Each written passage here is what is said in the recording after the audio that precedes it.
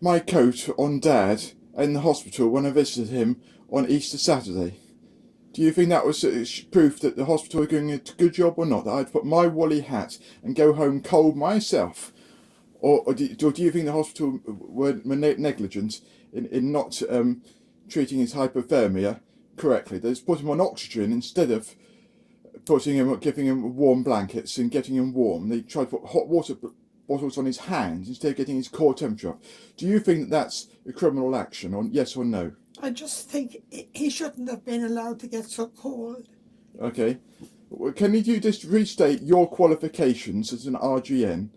Can you just for the record, because otherwise I'm recording this for the internet, and I want people to know that you're not an idiot. You did actually do in 1951. You came to England and you studied at the RGN. And tell the truth, please. Otherwise, people won't know your qualifications. Yes, I qualified as a nurse years ago. Yeah, and where did you qualify? St Anthony's Hospital, Chimel, sorry.